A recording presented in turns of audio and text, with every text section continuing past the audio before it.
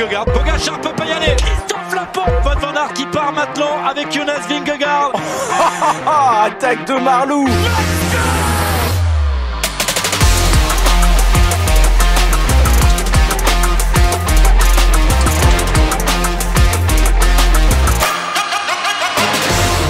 Bonjour à toutes et à tous, c'est parti pour un vélo podcast un peu spécial. On va faire le débrief de ce Paris-Roubaix 2024 et aussi un petit peu tirer le bilan des classiques flandriennes. Et avec moi aujourd'hui, Étienne Gourceau de Nico du Sport. Salut Étienne. Salut Guillaume, bah écoute, ça tombe bien qu'on parle des Ardennes aussi à la fin parce que j'ai fait une sortie vélo qui s'apparente un petit peu à des Ardennaises.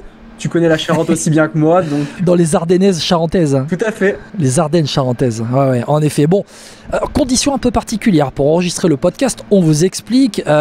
Emploi du temps professionnel oblige, toute la semaine avec François-Pierre Noël. On n'a pas réussi tout simplement à s'enregistrer ce podcast-là en début de semaine. Là, on est totalement en fin de semaine. Et là, Étienne, on enregistre, on va tout vous dire. Il est plus de 23h. Je suis actuellement en Bretagne. Je viens de commenter un match de rugby en Bretagne. Il y a les gens, les jardiniers qui sont en train de tondre la pelouse du stade de la Rabine à Vannes. Et toi, tu es en Charente et on se fait ça un petit peu. Je te remercie beaucoup, Étienne, d'être avec moi pour débriefer et tirer ce bilan de Paris-Roubaix. Voilà, déjà, je te remercie. Je te remercie. Puis au moins, tes insights permettent de comprendre pourquoi Vannes a une si belle pelouse et un si beau public dans cette Pro D2 de rugby. Petit aparté Ovalie dans ce podcast cyclisme. Exactement, petit aparté Ovalie où franchement ce stade à Vannes, si vous avez l'occasion, si vous aimez le rugby, si vous aimez aussi visiter les petites villes, Vannes, très beau port à la Rabine. Voilà, on clôt la parenthèse. Bon, on va parler de vélo un petit peu, Étienne, parce qu'on est déjà, au moment d'enregistrer ce podcast, 5 jours après la victoire de Mathieu Van Der Poel sur ce Paris-Roubaix. Mais juste avant, on va quand même parler. On a enregistré le dernier podcast présentation de Roubaix au matin du gros accident au Pays Basque qui a vu notamment Vingegaard au sol, Roglic au sol, Evenepoel, Jay Vine, une chute, Étienne, qui fait froid dans le dos. On fera un podcast plus tard certainement sur la sécurité dans le peloton. On a vu de nombreux coureurs s'exprimer. Aujourd'hui, plus que jamais, il faut que l'UCI prenne le problème à bras-corps quand même. Mais c'est surtout que si c'était la première, je pense qu'on serait pas aussi choqué, mais elle vient après celle d'à travers la Flandre. On a vu qu'au Strade Bianche, c'est beaucoup tombé. Surtout sur ce Pays Basque, c'est que c'est tombé vraiment tous les jours. Il y a eu cette chute, mais Ayuso, qui gagnera les Pays Basques, a aussi été touché par une grosse chute. Le lendemain, c'est Mikel Landa qui doit abandonner pour une grosse chute. Lui aussi s'est fait la clavicule et des côtes. C'est que finalement, c'est pas tant le fait que ça soit tombé ce jour-là, c'est que c'est la multitude et la répétition qui fait froid dans le dos. Et là, ce qui a fait froid dans le dos, ce qui a marqué, c'est aussi l'identité des coureurs à terre, finalement, avec notamment un des favoris, le gros favori du Tour de France avec Tadej Pogacar, le double vainqueur sortant, Jonas Vingegaard, qui a été salement amoché. Allez, je te pose ça comme ça, si toi, tu devais avoir une idée, une mesure à mettre en place pour sécuriser un peu le peloton, ce serait laquelle? Il n'y a pas de bonne ou mauvaise idée là, sincèrement. Je te demande juste une idée. Je te cache pas que tu me prends un peu de court parce que j'y ai réfléchi, moi, évidemment, mais tu peux pas limiter le matériel. C'est vrai qu'il y a une fuite en avant vers les gains technologiques en vélo. Je pense, et je maintiens ce que je dis, que c'est encore relativement sous-évalué dans l'impact sur la performance. Mais du coup, des vélos qui vont plus vite, c'est des coureurs qui vont plus vite. Et c'est des chutes qui font plus mal quand ça tombe. Donc est-ce qu'il faut limiter le matériel? Moi j'ai du mal à y croire. On parle de sécuriser des points stratégiques, mais sur une course à étapes où finalement, alors c'est le Tour du Pays Basque, là on reste globalement dans le même coin si tu veux, mais pour une course comme le Tour de France où un jour t'es à Dax, le lendemain t'es peut-être à 400 km, c'est difficile de sécuriser tous les points dangereux d'une course. On rappelle que le vélo, à part sur certaines épreuves, c'est aussi des courses en ligne. Il y a très peu de courses par circuit. Donc en fait, c'est vraiment 200 bornes réelles qu'il faut sécuriser et non pas un circuit de 15 km, auquel cas c'est plus facile à sécuriser. Ouais. Et il me semble justement qu'il y a moins de grosses chutes dans les courses à circuit que dans les courses en ligne. Alors peut-être que c'est qu'une impression personnelle, mais c'est le ressenti que j'ai aujourd'hui. Il faudrait des statistiques pour étayer ce que je dis, mais je sais pas ce que t'en penses toi, Guillaume. Oui, alors après, moi je me souviens dans début de saison, il me semble, il y avait un circuit à Tirreno Adriatico qui était assez dangereux en ville. Oui, mais après, il y a toujours des contre-exemples. Il y a toujours des contre-exemples, forcément. Après, tu as parlé un peu de tout, de matériel notamment. On parle de la limitation des braquets. Moi, tu parles de parcours. si moi je devais avoir une idée, ce serait la neutralisation de certaines portions de course. On a vu notamment, on savait, Pello Bilbao l'a dit après la chute au Tour du Pays Basque, il savait que dans cette descente, il y avait à un moment donné des racines qui ressortaient et qui rendaient l'asphalte irrégulier, et qu'à ce moment-là, à cet endroit-là, pouvait y avoir du danger. On avait vu en plus Mathieu Burgodeau une minute avant faire un tout droit dans cette descente. On savait qu'il y avait à l'extérieur du virage des blocs de béton qui étaient hyper dangereux. Donc je pense qu'on aurait pu anticiper un peu plus. Ouais, mais neutraliser comment? Parce que tu neutralises où? Tu neutralises comment? Dans quelles conditions? Est-ce que tu arrêtes vraiment le peloton? Mais certaines portions, voilà. On en parlera dans un futur podcast. Mais c'est vraiment en fait des zones de neutralisation, peut-être de 500 mètres, 1 km à certains endroits chauds de la course. Bon, voilà. Si tu as étudié, en tout cas, on sait que voilà, cette chute a vraiment, jeter un grand coup de froid sur le peloton. C'est un peu ce qu'on peut dire quand même avec l'actualité aussi, c'est que avec ces dernières chutes, on a Evenepoel qui forfait à Liège-Bastogne-Liège. On a Wout van Aert qui est forfait pour le Giro. Exactement. On a appris aussi il y a quelques heures que Roglic était forfait pour Liège-Bastogne-Liège. Voilà. Donc, et Jonas Vingegaard, comment il va récupérer? Est-ce qu'il sera en forme pour le Tour de France? On a vu ce qu'a fait. On a vu la chute de Tadej Pogačar sur Liège-Bastogne-Liège l'année dernière, qui a été peut-être moins grave, et on a vu l'état dans lequel il était au Tour de France. Pour citer un exemple, Alaphilippe, voilà, quand il tombe à Liège, il tombe globalement 2 semaines et demie plus tard que Jonas Vingegaard. Sauf que le problème cette année, c'est que le Tour de France, il commence plus tôt. Parce que c'est les JO, donc oui, avec les Jeux Olympiques. Une semaine plus tôt. Finalement, il serait tombé une année de Coupe du Monde de football où le Tour de France commence une semaine plus tard. Je t'aurais dit, ok, bon, le Tour de France commence le 5-6 juillet, les premières étapes de montagne arrivent tôt, mais ça laisse cette semaine en plus. Et là, non seulement il n'a pas cette semaine en plus, mais il a en plus une semaine en moins. 28 juin, c'est court, hein. C'est 2 mois et demi pour être prêt, parce qu'il faut être là, mais il faut être là et être prêt, parce que si c'est là pour faire la figuration, je pense qu'il déclarera forfait. Et de toute façon, son équipe a été très claire sur ce sujet. Tu as cité son nom, Julien Alaphilippe. C'est un peu la deuxième information avant de passer à Paris-Roubaix. Il faut quand même qu'on en parle.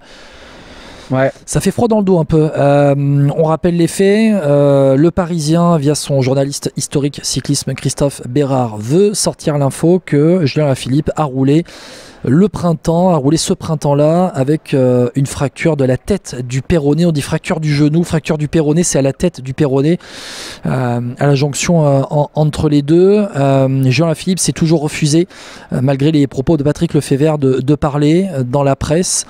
Il était contacté par Le Parisien. C'est ce qu'on fait en tant que journaliste quand on a une info, on essaye de se la faire vérifier ou d'avoir une réaction. Julien Alaphilippe, en sachant que l'information allait sortir quoi qu'il arrive, a fait machine arrière, comme expliquait Christophe Bérard dans l'introduction, dans le chapeau de son papier, et donc il s'est exprimé et il a avoué donc avoir roulé depuis l'Estrade Bianche, sa chute sur l'Estrade Bianche, avec une fracture de la tête du péroné, par peur d'avoir encore des paroles contre lui. Moi je suis gonflé, Étienne, d'avoir encore le management toxique de Patrick Lefebvre qui ressort. On peut dire ce qu'on veut de Julien Alaphilippe, mais quand on en arrive à un extrême comme ça, c'est pas possible. Moi, ça me gonfle. Je crois que tu avais vraiment utilisé le bon mot, c'est un management toxique. Alors maintenant, je mets quand même un petit point sur cette fracture. Je pense qu'on est plus dans le cadre d'un trait de fracture qu'une vraie fracture, parce que il n'aurait pas pu monter sur son vélo et encore moins affronter des pavés. Oui. Mais il n'empêche qu'il était diminué et qu'il a caché... en fait, ça me fait penser, tu sais, à cet élève qui travaille, mais qui continue à avoir des mauvaises notes et qui se fait engueuler par ses parents en rentrant au moment de faire signer ses notes, et du coup qui ose plus parler à ses parents de ses notes, de peur de se faire engueuler. Et là, en fait, Alaphilippe, c'est ce mauvais élève, entre guillemets, qui a peur de ramener une nouvelle mauvaise note à tonton Patrick Lefebvre. Et encore une fois, de se faire engueuler. Sachant qu'en plus, quand il l'engueule publiquement dans la presse. Bon, après, mis à part ça, moi, il y a quand même quelque chose, j'ai envie de te dire. Julien, barre-toi le plus vite possible de chez Soudal Quick-Step. Au 1er août, si tu peux, barre-toi, va dans une autre équipe, fais une Arnaud Démarre, va dans une autre équipe au 1er août. Sincèrement, c'est bon, voilà. T'as fait ton temps chez Soudal Quick-Step. Patrick Lefebvre, il veut plus de toi. Toi, tu vis très mal tes dernières semaines là-bas. S'il peut, qu'il se barre le plus vite possible. En sachant qu'en plus, l'argument de je reste, c'est Quick-Step parce que c'est une équipe qui est forte, ça marche de moins en moins. on va parler de Paris-Roubaix tout à l'heure, mais c'est une équipe qui a fait naufrage à Paris-Roubaix finalement, la Quick Step. Donc, je pense qu'il peut trouver une équipe largement autant qualitative qu'il a du côté de la formation belge et avoir un meilleur management. Alors après, peut-être que tout n'est pas rose ailleurs non plus, mais là, c'est pas possible. Enfin, il se fait allumer toutes les 6 semaines par son manager. On n'a jamais vu ça. Est-ce que tu vois un autre manager faire des... Enfin, en fait, si ça me rappelle un peu Cédric Vasseur avec Nasser Bouhanni malgré tout. Il y avait un petit parallèle, mais c'était quand même beaucoup moins trash de la part de Cédric Vasseur à l'époque. Ouais, c'était moins trash, mais bon voilà, pour Julien Alaphilippe, on espère maintenant que l'issue sera favorable. Bon, Étienne, on va quand même parler de Paris-Roubaix. Ça fait 10 minutes qu'on a commencé le podcast. On va quand même évoquer Paris-Roubaix. Donc, avec cette victoire, cette démonstration de Mathieu Van Der Poel qui s'impose, on va rappeler le classement avec 3 minutes d'avance sur Philipsen, Mats Pedersen, Nils Politt, top 5 complété par Stefan Kung, top 6 complété par un nouvel Alpecin de Koenig, Gianni Vermeersch avec le top 10 où il y a aussi Laurens Pitty, Jordi Meeus, Soren Warenskjold et puis Madis Mikkels également, qui donc a pris la 10e place, l'Estonien de la Intermarché Wanty. Alors, dans mon livre, il y a aussi Tim Van Dijk qui fait top 10, mais c'est seulement dans mon livre. Ah oui, qui fait 16e, rétrogradé. Ouais, franchement, quand on voit l'arrivée, c'est quoi? C'est Paris-Roubaix Junior? Ouais, non, mais je préfère rien dire sur ça parce que il y a des trucs tellement aberrants où il n'y a pas de déclassement et ils te font déclasser un surtout que ça joue pas en plus. Oui, mais ça joue pas sur le résultat final. Il vient pas gagner 3 secondes, 10 secondes, je sais pas. Au contraire, il s'handicape parce qu'il se rajoute de la distance en faisant un intérieur pour revenir en plus sur la piste. Donc et puis c'était surtout pour éviter un coureur qui était en train de se faire laper et qui avançait pas. Enfin, je veux dire, il fait quoi? Il lui percute, il percute un autre coureur en se déportant sur la. C'est surtout un coureur qui est au bout du rouleau et qui a plus de lucidité. Mais c'est ça, mais en plus vu le boulot qu'il a fait Tim Van Dijk. Il y a vraiment aucune humanité. Et puis à côté de ça, il y a des trucs aberrants qui passent. Il y a certains sprints qui sont vraiment plus que limites, qui sont validés. Enfin, bon, voilà. Dommage pour Tim Van Dijk qui avait fait une course vraiment exceptionnelle, qui est encore jeune. Mais voilà, c'est comme ça. C'était un petit aparté pour... Disons que les commissaires des fois... Non, mais il prend rendez-vous, le petit Van Dijk. Moi, je le suis avec son frère Mick Van Dijk. Les deux jumeaux, de la Visma Leaseback, les jumeaux. Bon, Mathieu Van Der Poel, c'est le roi des pavés aujourd'hui. Moi, j'irais même plus loin. Pour moi, c'est le roi des classiques avec Pogacar. Enfin, c'est le roi des courses d'un jour, même mieux que Pogacar parce qu'il est champion du monde. Après, on l'a vu sur le championnat du monde, qui était le plus fort finalement. Tout à fait. Est-ce que la réponse n'est pas dans ce résultat du championnat du monde où la course à Glasgow était tout simplement la course où les meilleurs ont été sacrés? Et tous à 100%. Oui, tous à 100%, qui voulaient tous gagner le titre, exactement. C'est ça. Bah là, c'est vrai que finalement, pour revenir à Paris-Roubaix, dans la mesure où Van Aert a été out après à travers la Flandre, Pedersen, mine de rien, il est tombé aussi à travers la Flandre. Il n'était pas à 100% sur le Tour des Flandres, mais je suis sûr qu'il était que à 99 à Paris-Roubaix aussi. Est-ce qu'à 100% il aurait pu contester MVDP? Je pense pas, mais c'est un paramètre à prendre en compte. C'est quand même quelqu'un qui rentre dans la légende. Seulement le deuxième coureur à effectuer le doublé Flandre-Roubaix avec le maillot arc-en-ciel, le maillot de champion du monde sur les épaules. C'est le deuxième. Alors le premier, il faudrait que je le retrouve. C'est Rick Van Looy, je crois. C'est Rick oui, exactement, Rick Van Looy. Voilà, on en avait parlé avec FP la dernière fois. Qui est un des 3 coureurs à avoir les 5 monuments à son palmarès, d'ailleurs. Est-ce que c'est un signe pour Mathieu Van Der Poel? Voilà, maintenant ça va être la suite pour Mathieu Van Der Poel. Il va se présenter sur Liège-Bastogne-Liège. Peut-être s'il gagne Liège-Bastogne-Liège, se présentera-t-il à la fin de la saison sur le Tour de Lombardie pour essayer de compléter ce quintuplé qui serait énorme. Il a déjà fait en 2020, mais où il n'a pas été si mauvais que ça, accessoirement. Sur le Tour de Lombardie, oui, exactement. Il s'est essayé.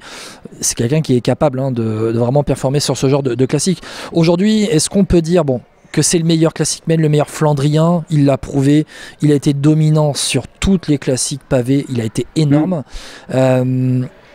Dans la hiérarchie des Flandriens, tu le classes où aujourd'hui, de l'histoire des Flandriens? All time? C'est compliqué parce que j'ai pas connu l'époque des... Enfin, j'ai pas le palmarès en tête, mais il y a quand même des grands champions dans les années 50, Fausto Coppi, Rick Van Steenbergen, qui ont quand même martyrisé Paris-Roubaix à plusieurs reprises. Rien que chez les Français, il y a aussi Jean Forestier qui a été énorme. Après, sur l'ère moderne, il est déjà en train de rattraper petit à petit des Fabian Cancellara, des Tom Boonen, mais pour l'heure, si tu te fies au strict palmarès, il est quand même en dessous de ces 2 monstres des années 2000. mais il s'en Alors, rapproche. pour les statistiques, pour les chiffres, Tom Bonnen est finalement le roi des Flandriens. Oui. Parce que si on regarde les statistiques dans les Flandriennes, il te marque aussi la E3 classique, le Gand-Wevelgem, en plus du Tour des Flandres et de Ouais, mais Paris-Roubaix. là, c'est Tom Bonnen, pareil, c'est des courses qui étaient pas, soit n'existaient pas à l'époque de De Vlaminck, ou Ouais. soit n'étaient pas aussi importantes. ou un placement différent. Ouais. Oui. Si on prend juste le Tour des Flandres et le Paris-Roubaix, Tom Bonnen, il a 7 monuments pavés. Fabien Cancellara en a 6. 3 Tours des Flandres, 3 Paris-Roubaix. Avec Johan Museeuw qui en a aussi 3 chacun. Eddy Merckx a 2 Tours des Flandres et 3 Paris-Roubaix. On descend, on a Roger De Vlaminck qui a 5 monuments avec 4 Ouais. Paris-Roubaix, 1 Tour des Flandres. On a Peter Sagan qui en a 1 chacun. Et puis on a Mathieu Van Der Poel qui a 3 Tours des Flandres et 2 Paris-Roubaix. Donc Mathieu Van Der Poel, il lui manque un Paris-Roubaix pour égaliser Fabien Cancellara et 2 monuments pavés pour égaliser Tom Bonnen. Bon, à l'âge qu'il a, Mathieu Van Der Poel, il semble quand même être assez bien parti. Il vient d'avoir 29 ans. Il est dans la fleur de l'âge, comme on dit. Si on regarde un petit peu, on a un Rick van Steenbergen qui a 2 monuments chacun. On a Gaston Rebry, le Belge, qui a 3 Paris-Roubaix et 1 Tour des Flandres. Mais là, il faut qu'on remonte à l'avant-guerre, à l'avant-première guerre, à l'avant-seconde guerre mondiale, à l'entre-deux-guerres. Voilà, on est maintenant déjà avec Mathieu Van Der Poel dans l'histoire du cyclisme. En sachant que, au final, jamais le cyclisme n'a été aussi internationalisé qu'à l'époque de Mathieu Van Der Poel. Il y a même à l'époque de Bonnen et Cancellara, il y avait des pays qui ne pesaient pas autant que maintenant sur la scène internationale. Le premier qui me vient à l'esprit, c'est forcément la Slovénie. Je pense qu'un jour, Pogačar tentera Paris-Roubaix. C'est obligé. Et donc, à partir de là, ça fait des concurrents qui sont encore plus étoffés, qui viennent de plus en plus de partout finalement. Et il est double tenant du titre maintenant à Paris-Roubaix. Il a gagné 3 rondes en 5 tentatives. C'est quand même 1-2, 1-2, 1 pour le moment. Van Der Poel sur le Tour des Flandres. Donc c'est juste monstrueux. C'est que soit il fait deuxième, soit il gagne. On va faire la transition vers son équipe Alpecin de Koenig, qui a encore une fois été énorme parce que au-delà de la simple victoire de Van Der Poel et de l'écart, son équipe a fait un boulot monstre. Tous ont joué leur rôle. Philipsen en contrôle derrière, qui termine deuxième pour la 2e année de suite. Gianni Vermeersch qui a fait un boulot encore une fois énormissime.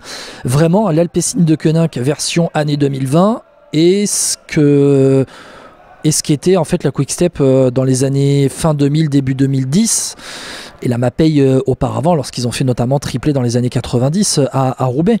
On est vraiment là dans ce qui se fait de mieux finalement sur les classiques. Et on voit notamment à Milan-San Remo, c'est Van Der Poel qui se met à la planche pour Philipsen. On a vraiment là, avec cette équipe Alpecin de Koenig, mais j'en parle moi depuis bien 2 ans au niveau belge, mais la victoire de Remco Evenepoel sur Liège-Bastogne-Liège lors des 2 dernières années était un peu l'arbre qui cachait la forêt de l'équipe de Patrick Lefebvre. Et maintenant, l'équipe de Mathieu Van Der Poel est vraiment clairement l'équipe numéro 1 en Belgique. Je les ai même trouvés encore plus forts cette année parce que l'année dernière sur Paris-Roubaix, il faut quand même comprendre que c'est la Jumbo-Visma qui dynamite la course et qui a été hyper malchanceuse. Ils perdent la porte après avec lui et Wout van Aert et aussi la crevaison. Mais alors là, cette année, ils ont fait ce qu'ils ont voulu, quand ils ont voulu, où ils ont voulu.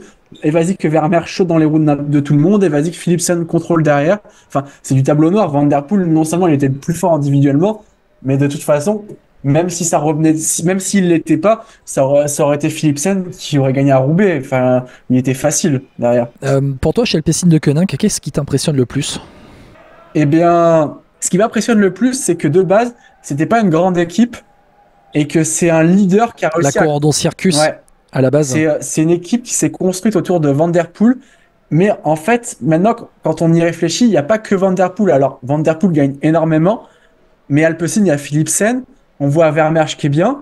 Axel Laurens, mine de rien, il a quand même gagné un succès en World Tour et il n'a pas été ridicule à Milan-San Remo pour replacer ses leaders au bon moment. Champion du monde des sports en titre. À la Brabanson, on a vu une équipe Alpecin qui était, certes, a pas gagné, mais qui a été encore une fois impressionnante de force. Alors, tactiquement, ça a été plus moyen que sur Paris-Roubaix, mais Quinten Hermans était là. Axel Laurens, ça a été aussi là. Donc, cette équipe, non seulement elle a été forte sur les Flandriennes, mais elle est capable de faire très mal sur les Ardennaises. Je sais que ça va être ta transition un peu plus tard, mais attention. On va en parler un peu plus tard, après le débrief de ce Paris-Roubaix. Je me permettrai juste de dire qu'ils sont allés chercher Jesper Philipsen à la UAE. voilà, qui était le sprinter belge qui montait, recruté par UAE, mais ils ont vendu un vrai projet pour le mettre en avant. C'est aujourd'hui le meilleur sprinter au monde, Jesper Philipsen, même devant Tim Merlier, plus complet que Tim Merlier, meilleur classic man aussi. Et il y a aussi un truc, c'est que ils ont un Quinten Hermans qui va aborder les Ardennaises avec Mathieu Van Der Poel, mais qui lui a déjà fait podium à Liège-Bastogne-Liège. Un podium un peu spécial parce que voilà, c'était mais c'est le podium lors de la première année lors de la première victoire de Remco Evenepoel, mais c'est podium quand même. C'est quelqu'un qu'ils ont été chercher aussi d'ailleurs. Chez Intermarché. Oui, et c'est un Quinten Hermans, mais qui est là et qui va être équipier de Van Der Poel et qui est capable de faire au minimum top 5 sur ce Liège-Bastogne-Liège cette année. Donc, sincèrement, cette équipe-là, elle est devenue un peu la reine des classiques. Et on a vu que même Lidl Trek, bon, alors on va en parler, Lidl Trek, encore une tactique bizarre. Même Lidl Trek, ils n'ont pas réussi en fait à bousculer cette équipe. Cette équipe Alpecin de Koenig, quand on en avait parlé après le débrief du Tour des Flandres, l'impression que la chute à travers la Flandre a un peu fait paniquer un peu toute l'équipe, les Lidl Trek et notamment Anne-Mats Pedersen. Ouais, mais je suis pas tout à fait d'accord avec toi pour le coup, parce que sur Paris-Roubaix, déjà ils perdent Milan d'entrée qui prend un attentat par Wilsold.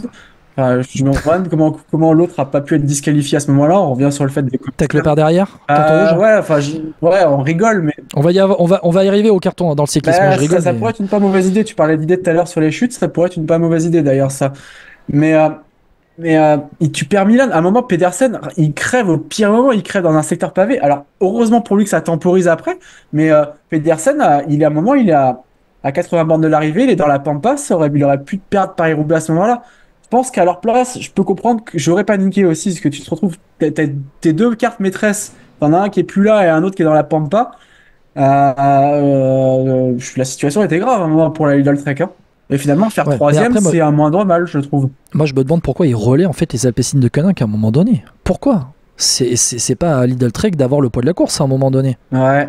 C'est vrai, je suis d'accord avec toi. C'est l'interrogation permanente. Pourquoi Mats Pedersen a fait son solo là, plus de 100 bornes, 90 bornes de l'arrivée autour des Flandres aussi. Parle pas de malheur. Il y a 10 jours. Il l'a dit lui-même, qu'il n'a pas été intelligent ce jour-là. Donc, bien sûr. Il en était le premier conscient. Je pense qu'il a couru comme quelqu'un qui ne se pensait pas capable de gagner à ce moment-là. Il se savait diminuer. Et en fait, il s'est aperçu qu'il n'était pas si mal que ça. Sauf que quand il s'en est aperçu, il avait déjà grillé 50 000 cartouches pour avoir tiré 0 chevreuil. Ah, là on ressent bien le Charentais quand même. Ils ont paniqué tout simplement après la chute d'à travers la Flandre. Bon, là avec les Alpecin de Koenig et les Lidl Trek, on a parlé des 3 premiers et aussi du 6e de la course. On va passer, allez, en bref, je vais te lancer sur quelques thèmes et en bref, une réponse. Je vais te donner une trentaine de secondes pour ces gars-là.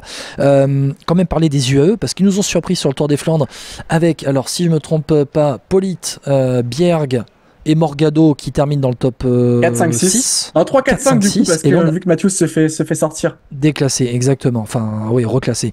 Et donc, on a Pollitt qui fait quand même 4e, derrière Van Der Poel, derrière Philipsen, derrière Pedersen, et qui était encore là. Un peu la résurrection permanente au printemps de Nils Pollitt. Mais encore une fois, les UAE Team Emirates qui sont présents sur les pavés. Même sans Pogacar. Et oui, et alors quand il sera là sur Paris-Roubaix, ça va faire mal. C'était ma réponse, ça par contre.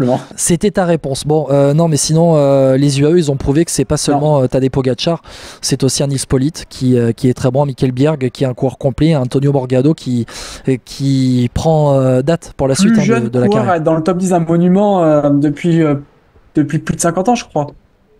J'avais cru voir passer cette stat. C'est énorme. C'est monstrueux. Hein. Même Pogacar n'a pas fait aussi bien. Et même Evenepoel n'a pas fait aussi bien. C'est dire. UAE. On va continuer le classement. Stephen Kung, 5e. Laurens Pitty, 7e. Les Groupama FDJ. Bon, Kung, tu sens qu'il lui manque toujours quelque chose face au gros. Par contre, le petit Laurens Pitty, lors de ce printemps, lui, il a pris date. Il faut absolument que Groupama FDJ arrive à le sécuriser. S'ils perdent, ils peuvent pas perdre Lenny Martinez et Laurens Pitty en une intersaison. C'est pas possible. C'est mal barré. Pourtant, il semble déjà bien blindé du côté de chez la future Bora Red Bull. Mais oui, dans les faits, je suis d'accord avec toi. Maintenant, il y a le monde des prétentions financières et aujourd'hui, Groupama FDJ ne peut pas s'asseoir à la table de superpuissances comme UAE, comme Visma ou encore comme la future Bora qui va avoir Red Bull derrière elle. Quand on connaît l'investissement de Red Bull dans les différents sports, on sait que c'est quelque chose qui leur tient à cœur. et que ils vont pas y aller pour faire du tourisme, hein. Ils vont faire une sorte de Bernard Tapie Made in 2020. Après, tout dépend de ce que tu, tout dépend de ce que tu veux faire de ton équipe, sur qui tu mises et sur qui tu mises la masse salariale notamment. Finalement, je pense notamment à David Gaudu qui a une fin de contrat en fin de saison prochaine, mais qui a une clause pour partir en cette fin de saison 2024. Oui, mais finalement, Pitti. Et je dis ça, je te coupe, excuse-moi. Je dis ça d'autant plus qu'aujourd'hui, David Gaudu s'est fait taper par Lenny Martinez autour de Besançon. Ouais, on a relativisé. Oublie pas qu'il revient d'une chute. Oui, il revient de blessure. Voilà, il revient d'une chute. Mais bon, voilà, Lenny Martinez, bien sûr. Mais Lenny Martinez, coup à coup, il tape sur la tête de David Gaudu pour l'enfoncer un peu. Parce que David Gaudu, on a l'impression qu'il y a quand même ce plafond de verre. J'espère pas pour lui qu'il atteint au fur et à mesure. Je pense qu'il sera là sur les Ardennaises. On en reparlera peut-être, mais je pense qu'il sera là. J'espère. Pour gagner, mais il sera là. J'espère pour lui, vraiment, parce qu'il le mérite. Et le duo Gaudu-Madouas, encore une fois, sera là avec aussi Romain Grégoire. Bon, Visma, Lisebeck, complètement largué. Eux, par contre, avec la malchance, avec Van Aert forfait, Laporte qui a été malade, mais hors de forme, qui termine 25e. Van Barle aussi, aux abonnés absents. Bon, on a eu Tim Van Dijk qui est un peu surnagé, qui aurait dû terminer 8e. Tu ne parles que de Roubaix, on est d'accord. On parle de Roubaix, mais de manière générale, Visma Lisebeck n'a pas existé sur ces Flandriennes. Attention, Jorgensen gagne quand même à travers la Flandre. Oui. Non, mais faut pas l'oublier. Oui, mais bon, Visma Lisebeck, c'est pas à travers la Flandre qui vise. Non, c'est sûr, mais à partir du moment où tu perds ton leader avant même les échéances, tu te dis que finalement, ça aurait pu être encore pire. Sincèrement, non, mais évidemment, c'est sûr que tu me rafraîchis la mémoire. Je ne me concentre pas sur Jorgensen, mais sur les leaders que sont les Van Aert, Laporte et Van Barle qui sont censés te faire gagner un monument. Pour le coup, c'est pas du vélo pour eux. C'est de la malchance. Van Aert tombe, Laporte est bien malade. En fait, c'est pas comme s'ils avaient été en pleine possession de leurs moyens et qu'ils avaient fait tous les deux 11-12 et 14-15 des deux monuments. Là, en fait, finalement, on n'a pas grand chose à dire vu qu'ils étaient pas. Il y en a un qui était pas là et l'autre qui était pas là non plus. Donc finalement, si Laporte était là sur Paris-Roubaix, mais il était là à 80%. Ouais, mais sauf qu'au Tour des Flandres, Jorgensen, il fait 31e au final. Il est juste derrière Tim Van Dijk, 30e. Mais bon, au final, il fait partie de tous ces coureurs qui ont essayé de suivre Van Der Poel et qui se sont fait ramasser à la petite cuillère. D'ailleurs, chez les Français, Laporte premier français 25e à Roubaix, Madouas premier français 16e au Tour des Flandres. Il est sur Milan-San Remo, premier français à la Philippe, 9e. Donc, pour l'instant, avec une fracture de la tête du péroné, 9e, d'ailleurs. On n'est pas invité. On n'est pas invité, mais encore une fois. Le Tour depuis le début de la saison, à part 2 ou 3 coups d'éclat sur des succès d'étape. Je pense à Lapera et Laurence ou encore. Il y a un autre Français qui a gagné sur le Tour du Pays Basque, et j'ai bouffé son nom, je m'en excuse. Qui c'est qui a gagné en plus côté français sur le Tour du Pays Basque? Guillaume, aide-moi s'il te plaît. Axel Laurence? Non, c'est sur Catalogne, Axel Laurence. Lapera, il n'y a pas d'autre Français qui a gagné? Si, Grégoire qui a gagné aussi, bien sûr. Ah oui, Romain Grégoire, bien évidemment. Bon, c'est des succès d'étape. Finalement, quand il faut jouer des classements généraux, on s'aperçoit qu'on n'a aucun Français dans le top 5, je crois, en World Tour cette année. Peut-être à la Philippe. En attendant Lenny Martinez. Je crois qu'il fait 4 du Down Under, mais c'est pas pareil. Mais sinon. Ouais, il va faire dans le top 10, ça c'est sûr. Il doit faire 5-6 du Down Under. On n'est pas invité. Vauclin, il fait aussi top 10 du Pays Basque. Il fait top 10 de Tirreno aussi, je crois. Mais comme Romain Grégoire qui va faire top 10, il me semble, à Tirreno. Non, il fait 6ème de Down Under à la Philippe. Grégoire dans la dernière étape. Ouais. Même hors du top 10. On n'est pas invité, c'est clair. Mais ça fait mal parce qu'il y a 4-5 ans, on était invités sur les monuments. Alors on a gagné quelques-uns, Desmar, Pinot et Alaphilippe, mais il y a eu surtout des belles places sur le podium. Gaudu à Liège, Alaphilippe une ou 2 fois à Liège aussi. Sur les classements généraux de Grand Tour, Bardet faisait des podiums sur le Tour de France. Pinot a gagné le Tour de France en 2019 aussi, voilà quoi. Mais en fait, il y a une grosse rétrogradation qui s'est opérée après le Covid. 2020 a été une grosse bascule finalement. Ouais, t'as aussi un changement de génération à la Philippe, et puis tant au top que ça. Les générations Gaudu-Madouas qui arrivent derrière, les générations Martinez-Grégoire aussi qui doivent s'affirmer, bien évidemment. On attendait plus de la génération Gaudu-Madouas, maintenant on attend énormément de la génération Grégoire-Martinez. Et Vauclin, je le mets dans le lot aussi. Aussi, Vauclin, exactement. Juste pour Christophe Laporte, en fait, et je termine sur ça, en fait, tu peux parler de Christophe Laporte chez les Français comme tu parles de Visma Lisebeck avec la malchance qu'ils ont eue, parce que Christophe Laporte est un potentiel vainqueur de monuments et de Paris-Roubaix, ça quand même. Moi j'y crois, en tout cas minimum podium à Paris-Roubaix. C'est vrai que j'aurais pu intégrer dans ce que je viens de dire Christophe Laporte qui a été, j'en ai parlé avant, mais c'est vrai qu'il a été très malchanceux, c'est sûr. Étienne, juste dernière petite brève, parler des décathlons qui ont été intéressants pour moi, décathlon G2R avec Neisen qui s'est enfin montré. Alors là, j'ai cru que tu allais me parler de Kevin Mayer et je comprenais pas, j'avoue. Mais non, ok, je viens de retilter là. Des décathlons, non, là c'est ta fibre athlétisme qui ressort. Non, Kevin Mayer, je peux pas dire, mais je pense pas qu'on va le voir aux Jeux Olympiques. Parlons pas de malheur. Parlons pas de malheur, parlons pas de Mayer du coup. Oui. Allez, la transition, magnifique, exactement. Pour parler des Ardennaises, on avait terminé cette partie hommes avant de passer aux femmes avec Julien Després d'Actu Cyclisme féminin. Bon, Evenepoel, Roglic, forfait pour les Ardennaises, Van Aert, forfait aussi, mais pour le Giro, on se dirige donc vers un duel Van Der Poel-Pogacar à Liège-Bastogne-Liège, j'imagine. Les deux vont s'éviter à l'Amstel et les deux devraient s'éviter à l'Amstel et à la Flèche. Hein. De toute manière, Pogacar ne mise que sur Liège. Ouais. Et donc pour une fois, il va arriver beaucoup plus frais que sur ces dernières saisons. Bon, Pogacar, mine de rien, depuis son sacre en 2021, Liège se refuse à lui sans même combattre. Hein. Il était absent en 2022 parce que Urs Kazigart a eu, je crois, quelques soucis personnels, donc il était rentré en Slovénie. Et en 2023, il se casse le poignet. Mais en fait, on est dans un cyclisme où finalement, depuis le début de la saison, tout ce qui est prédit sur le papier se passe sur le terrain. Et j'ai du mal à penser que ce Liège-Bastogne-Liège soit fondamentalement différent. C'est-à-dire qu'on attendait Pogacar, Philipsen et Van Der Poel à Milan-San Remo. On a eu des attaques des deux et une victoire de Philipsen. On attendait Van Der Poel, il a gagné sur le Ronde. On attendait Van Der Poel, il a écrasé Paris-Roubaix. Donc je vois pas comment les deux peuvent ne pas survoler Liège-Bastogne-Liège dans un cyclisme qui est de plus en plus prévisible, disons-le quand même les termes. Ouais. On rappelle que Pogacar avait remporté Liège-Bastogne-Liège en 2021 devant Alaphilippe et Gaudu. Tu penses que c'est bien une année où Van Der Poel ce soir? Pourquoi? Parce que tu nous rappelles notre plus belle défaite française. Oui, je suis désolé, mais bon voilà, faut rappeler les chiffres. Les chiffres aussi, c'est que Mathieu Van Der Poel, il y a une course au monument entre les deux, et que là, ils vont s'affronter en direct. Maintenant, la capacité, enfin la clé de cette course, c'est la capacité à Van Der Poel à résister dans les ascensions un peu plus, un peu plus longue aussi. Punchy, là où Pogacar est dans une filière qu'il adore. Là, on va avoir un test pour Van Der Poel. À voir comment il aura récupéré du Tour des Flandres. Je rebondis sur et aussi de Liège-Bastogne-Liège, et aussi de Paris-Roubaix. Il y a 2 semaines entre Paris-Roubaix et Liège-Bastogne-Liège. Je rebondis sur ce que tu viens de dire, justement, Guillaume. Je pense que le paramètre, le premier, ça va être la fraîcheur.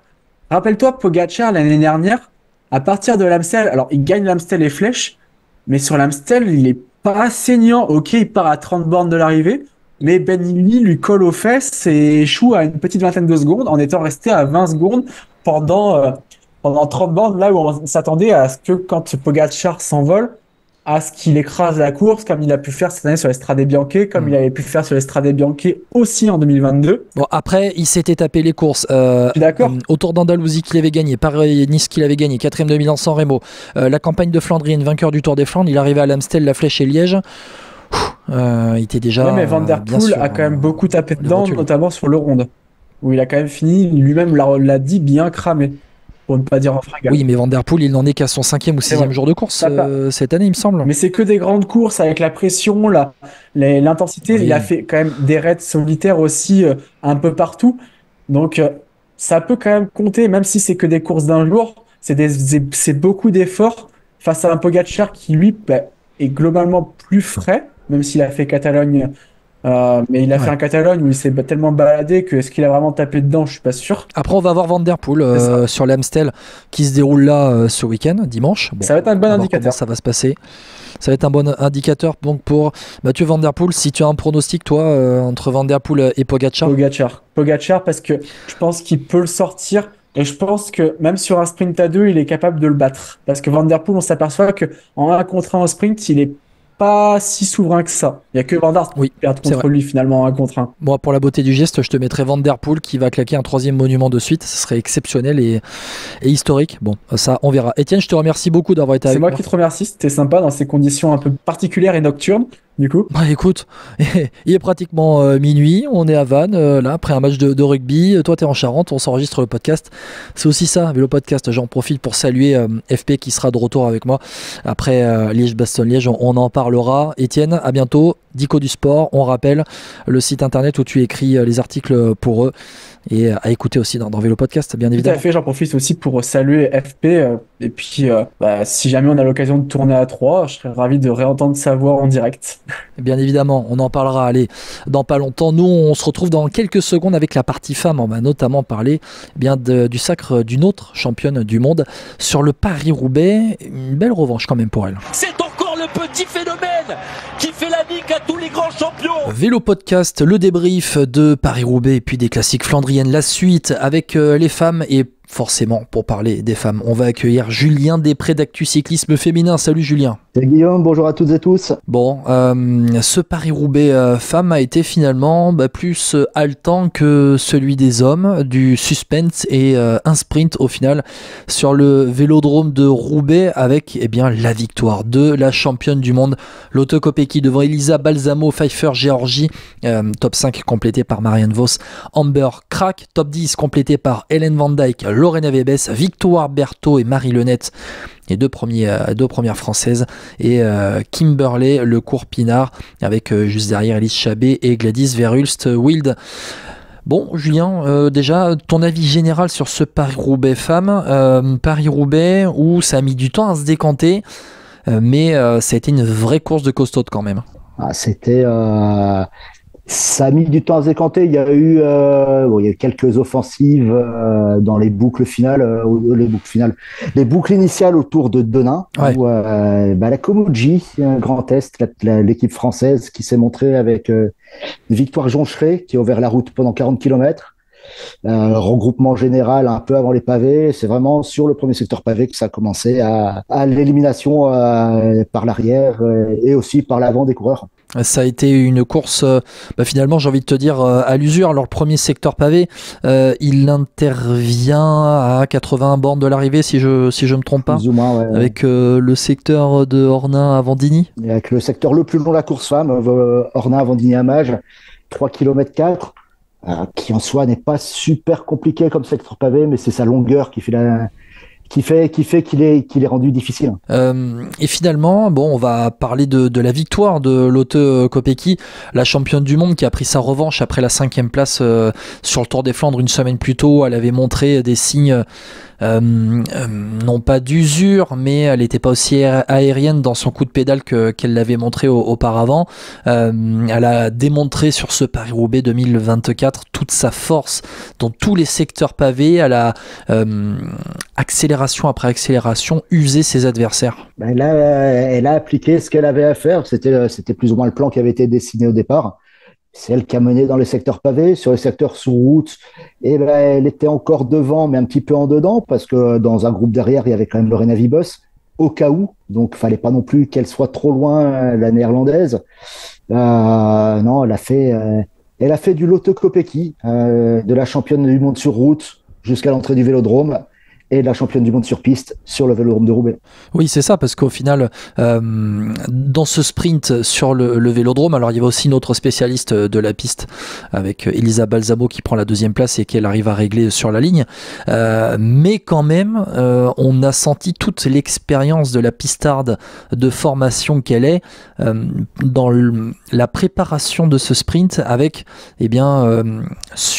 à la sortie du dernier virage, en profitant un peu de la descente de la piste et du dénivelé de la piste sur l'extérieur. Elle a profité de ça pour s'imposer. On a senti vraiment qu'elle était tout en contrôle, qu'elle avait de la lucidité et qu'elle s'est pas affolée vraiment à l'entrée du vélodrome, quoi. Elle a surtout été très très maline, dans le sens où toute la ligne opposée à la ligne d'arrivée était vent de face. Elle était bien cachée dans le paquet et là elle a réussi à jaillir. Elle était dernière même, je crois. Elle était super patiente, super lucide sur son sprint. Mais là où j'ai trouvé encore plus lucide, c'est vers les 50 km, à 50 km de l'arrivée, là, avant le pavé d'Orchy, où elle a un petit problème de guidon qui se dessert. Et là, tranquillement, elle descend sa voiture, elle récupère une clé, elle resserre son guidon, et elle va se remettre dans le peloton dès le pavé d'Orchy, quasiment même au niveau... N'importe quelle personne fait ça, on est à terre. Hein. Ah ben, moi, Moi, je suis obligé de m'arrêter. Hein. Et encore, chez un vélociste, pour être sûr. C'est pareil, c'est pareil. Non, mais c'est vrai que elle a montré de la sérénité, elle a montré de la puissance, elle a montré vraiment toute sa force hein, pendant ce Paris-Roubaix. Et puis c'est vrai que tu parlais de Lorena Wiebes. On a l'impression, alors tu me dis ce que t'en penses, de voir un peu le duo Van Der Poel-Philipsen avec Kopecky et Lorena Wiebes. Ça donne un peu cette impression, c'est-à-dire que on a le pur Flandrien, la pure Flandrienne qui est capable de faire la différence, et puis on a quand même derrière le sprinter, la sprinteuse capable de devenir un vrai bon Flandrien, un vrai bon classique man, une vraie bonne classique woman, et derrière de pouvoir régler, alors pour Lorena Wiebes de régler le sprint du groupe poursuivant pour la 7ème place. Il y a vraiment cette dualité chez SD Works qui fait qu'on a plusieurs cartes possibles. Voilà, c'était vrai, elles étaient vraiment complémentaires toutes les deux. Hein. Même dans le groupe, avant que ça recasse à la sortie d'Orchi, les deux, elles s'entendaient super bien, ça roulait, il y avait une bonne cohésion. Et non, c'est vrai que ça fait ce parallèle est tout à fait logique hein, qu'on retrouve chez les hommes entre Philipsen et Van Der Poel chez les hommes.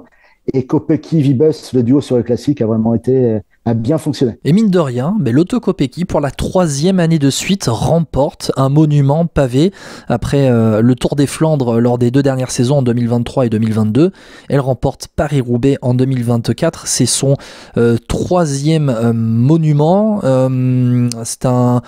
C'est une victoire qui en appelle d'autres. Est-ce qu'aujourd'hui, bon, alors la réponse est un peu dans la question quand même, est-ce qu'aujourd'hui c'est la meilleure classique woman du peloton, et est-ce que c'est la meilleure spécialiste des pavés du peloton aujourd'hui? Aujourd'hui, c'est la meilleure Flandrienne du peloton, vraiment la coureur typée Flandrienne. Elle passe super bien, elle a super bien passé les monts pavés, sauf le Koppenberg. Ça restera une énigme pour beaucoup d'observateurs. Puis non, elle a fait une démonstration sur toutes les classiques flandriennes. Hein. Que ce soit même sur Let Newsblad où elle n'est battue que par Marianne Vos, donc heureux où elle s'impose en beauté. Non, c'est la Flandrienne, c'est vraiment l'archétype de la Flandrienne. Alors, de la comparer à Mathieu Van Der Poel, à part le maillot, oui. Elle serait plus à comparer maintenant à une Wout van Aert. Vu qu'aussi elle passe l'école, elle roule. Je suis assez d'accord avec toi. C'est vrai que dans la comparaison, elle a plus le gabarit, elle a plus les aptitudes d'un Wout van Aert. Avec, c'est vrai que cette capacité à grimper, elle se prépare pour le Tour de France. D'ailleurs, si on refait la saison de Lotto Kopecky, en février, elle remporte l'UAE Tour avec une victoire au sommet de Jabal Lafitte. Ensuite, elle est 3 semaines plus tard sur les pavés du Het Nieuwsblad, où donc elle fait 2e comme tu l'as dit. Elle remporte ensuite l'Estrade Bianche, Nokere. Elle fait 2e du Trofeo Binda, elle fait 19e de Gand-Wevelgem. C'est son pire résultat de la saison, son moins bon résultat de la saison, où elle est dans le peloton, mais voilà, elle emmène Lorena Wiebes, elle emploie son pilote de Lorena Wiebes qui s'impose sur ce Gand-Wevelgem, où elle attaque aussi, hein, elle est aussi à l'avant, 4e d'à travers la Flandre, 5e du Tour des Flandres et vainqueur de Paris-Roubaix. Maintenant on va la voir sur alors non pas triptyque ardennais, mais sur l'Amstel et Liège. C'est vraiment une fille qui d'année en année passe un cap. Elle a eu 28 ans cet hiver, et on sent vraiment qu'elle elle est la patronne du peloton, quoi. Ouais, aujourd'hui, c'est la patronne du peloton mondial. Avant les Ardennaises, je serais pas étonné de la voir au moins sur le podium de l'Amstel dimanche, chose qu'elle a déjà fait l'année dernière. Hein.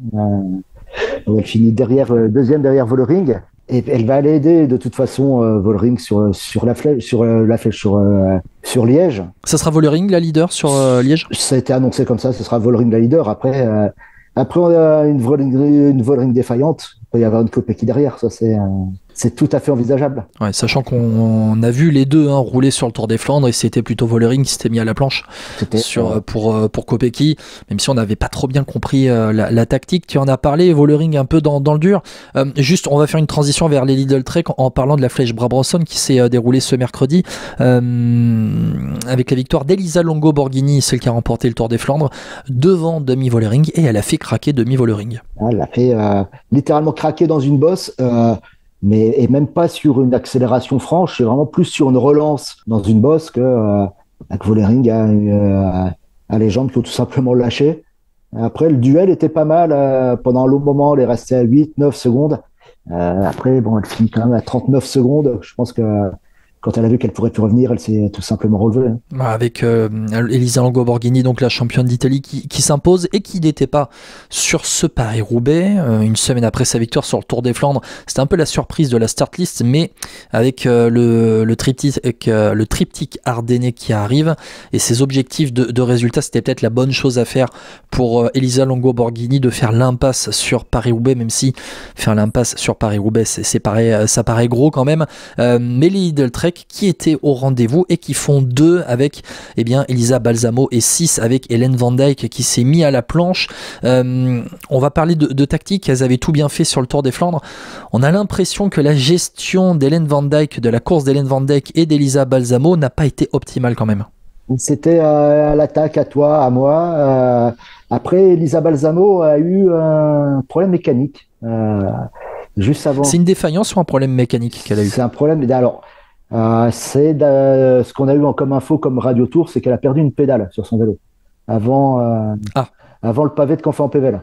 Donc, c'est Van Dijk, du coup, qui la ramène, qui ramène avec elle Amber Crack, pardon. Je pense qu'elle a peut-être grillé une petite cartouche à ce moment-là. Et après, Van Dijk était très remuante toute la course. Elle aurait peut-être dû y regarder une petite cartouche quand même pour le final. Avec donc Elisa Balsamo qui prend la 2e place de ce sprint. Et c'est vrai que la cartouche qu'elle a lâchée en fait dans son retour, c'est peut-être ce qui lui a manqué pour remporter ce Paris-Roubaix. Après, moi, ce que j'ai pas trop compris, et tu vas me dire ce que t'en penses, Julien, c'est que lorsqu'Elisa Balsamo revient, Hélène Van Dijk attaque. On sait qu'Elisa Balsamo a une vraie pointe de vitesse, une vraie belle pointe de vitesse, une des meilleures sprinteuses au monde avec Lorena Wiebes. Maintenant, Hélène Van Dijk, elle, c'est une spécialiste du chrono. Elle n'a pas réussi à lâcher les autres avant dans la course. Pourquoi elle va attaquer? Pour faire travailler les autres, alors qu'elle aurait pu tirer des grands bouts droits et laisser Balsamo récupérer dans sa roue? Ça aurait pu être ça, la stratégie idéale aurait été ça. Après, elle voulait pas non plus, après avoir vu que Balsamo avait eu ce petit problème, elle voulait pas emmener non plus Kopecky, elle voulait surtout user Kopecky dans l'optique du sprint final.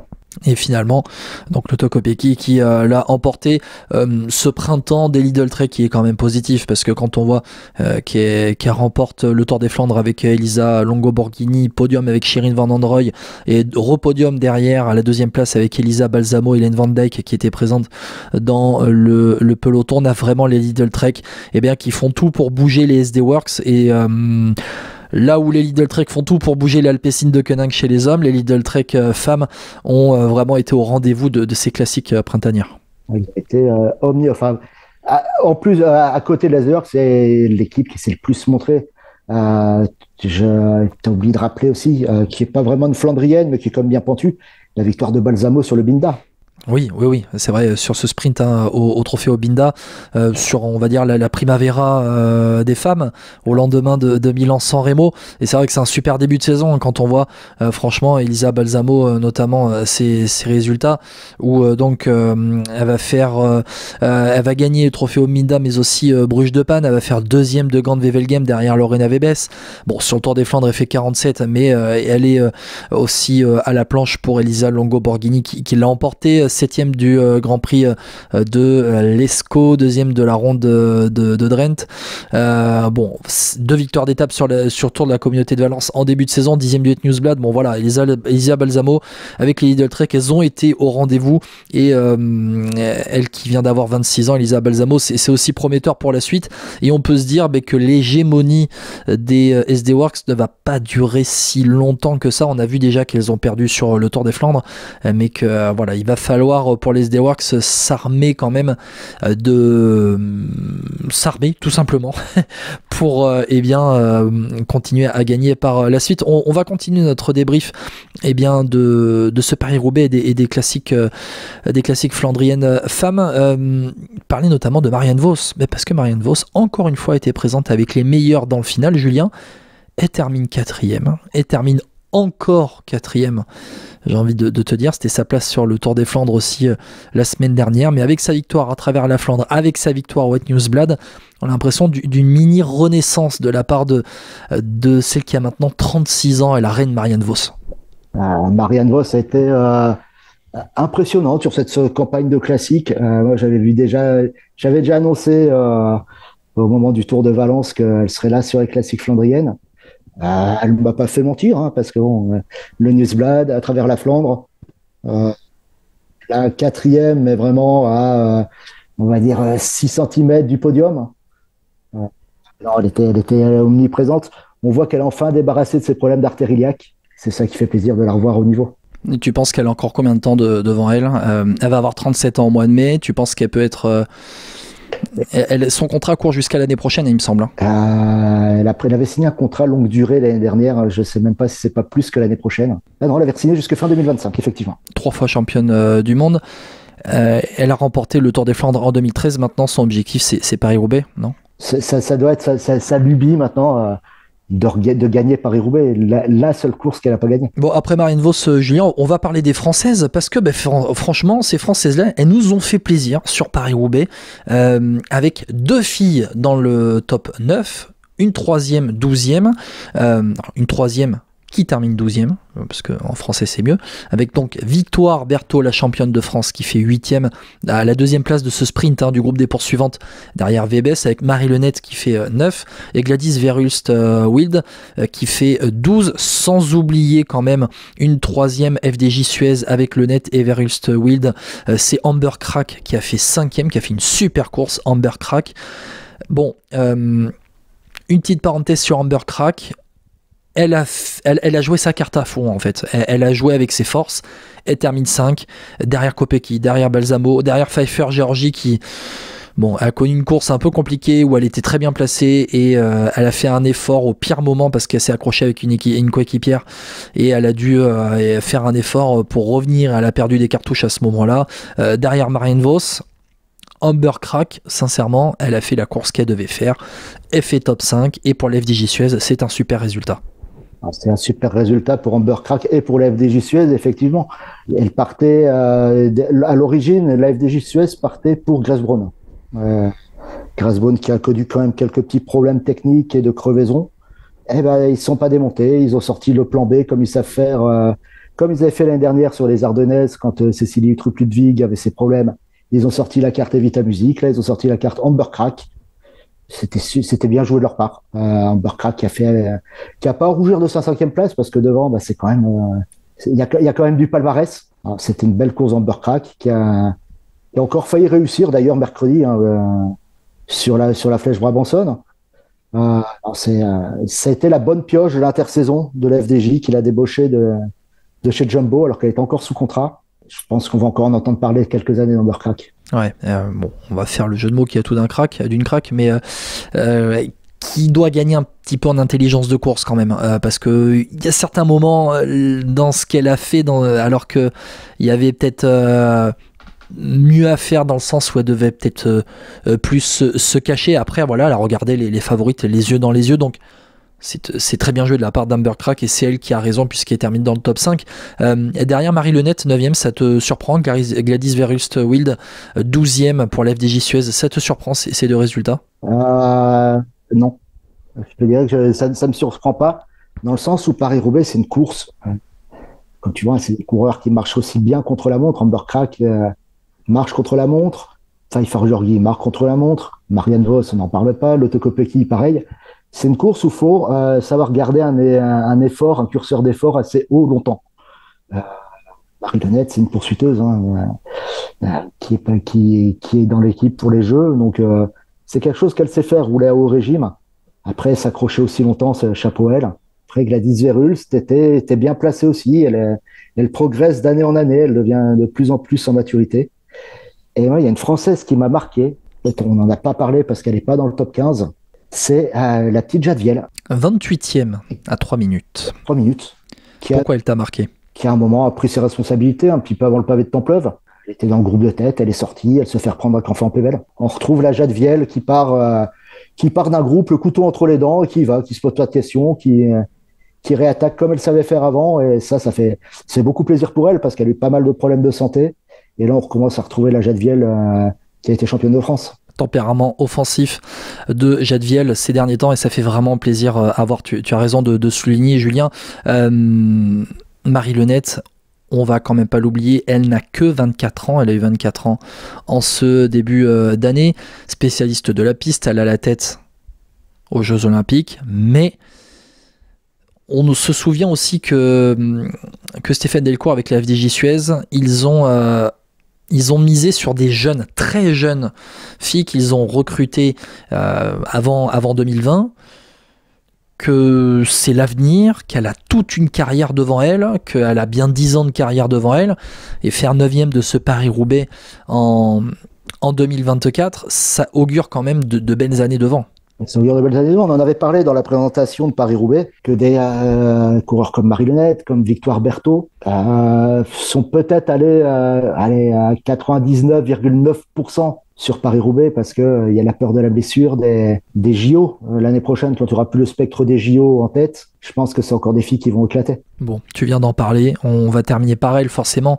La championne de France, Victoire Berthaud, première française, 8e, donc dans ce sprint sur le vélodrome de Roubaix. Bon, on en avait parlé, on en avait fait notre carte numéro 1 chez les Françaises, on l'avait annoncé au minimum dans le top 10. Bon, il lui manquait un poil de puissance, un poil de jambes de canne pour accrocher les meilleurs dans les secteurs pavés, mais elle a pris rendez-vous pour la suite. Elle a pris rendez-vous pour la suite. Elle a eu surtout entre guillemets, la malchance de vouloir sortir à 4 km et demi de l'arrivée, mais dans un groupe Gladys Verhulsfield, Marie-Lenette, qu'elle allait la chercher parce qu'il y avait Amber Crack devant. C'était un petit peu compliqué pour elle. Maintenant, oui, elle a pris rendez-vous pour la suite. Moi, je pense qu'elle a un Paris-Roubaix dans les jambes, qu'elle va gagner Paris-Roubaix. Je suis d'accord avec toi. Quand tu vois le championnat de France qu'elle a remporté l'année dernière, qui est un énorme championnat de France à l'usure, bien costaud, je crois même que Victoire Berthaud, elle peut même avoir le Tour des Flandres dans ses jambes si elle travaille en conséquence.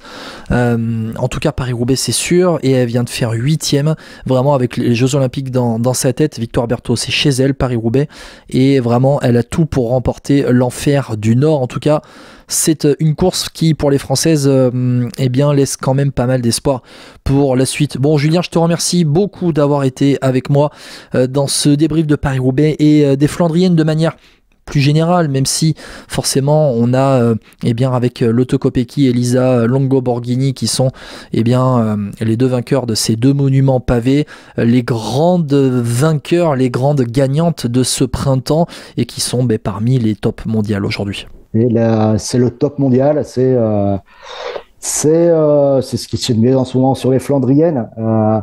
Après, c'est au-delà d'Elisa Balsamo, on va même résumer à la Lidl Trek. Et c'est pas pour rien qu'à la sortie des Flandriennes, la Lidl Trek soit en tête du World Tour et soit première équipe au classement mondial UCI. C'est logique. Julien, je te remercie beaucoup d'avoir été avec moi. C'était toujours un plaisir, Guillaume. Merci bien. On va se retrouver dans un peu plus d'une semaine. On fera le débrief des Ardennaises. On va vous laisser. Alors voilà, on a enregistré ce podcast un peu plus tard que d'habitude. On colle pas forcément à Paris-Roubaix. On l'a pas forcément enregistré le lundi ou le mardi. Mais voilà, il y a aussi les emplois du temps pro qui arrivent dans ça. Et on retrouvera François Pierre aussi dans le prochain podcast. Julien, on se retrouvera pour parler de l'Amstel, de la Flèche et forcément de Liège-Bastogne-Liège chez les femmes avec un super plateau encore une fois. Puis peut-être un doublé Tour des Flandres, Liège-Bastogne-Liège pour Elisa Longo-Borghini, on verra ça. En tout cas, nous on se retrouve très bientôt après Liège-Bastogne-Liège et puis très rapidement aussi, il y aura le Tour d'Italie qui va arriver, on en parlera également. Julien, à très bientôt. À très bientôt, Guillaume. On se retrouve nous très bientôt dans Vélo Podcast. Vous n'oubliez pas aussi sur les réseaux sociaux, Instagram, Facebook, Twitter, compte X de Vélo Podcast, sur Deezer, Spotify, sur Apple Podcast, 5 étoiles pour référencer le podcast et puis aussi sur la chaîne YouTube. Abonnez-vous à la chaîne YouTube de Vélo Podcast pour avoir tous les podcasts très rapidement. Allez, à très vite. Ciao, ciao. Ciao.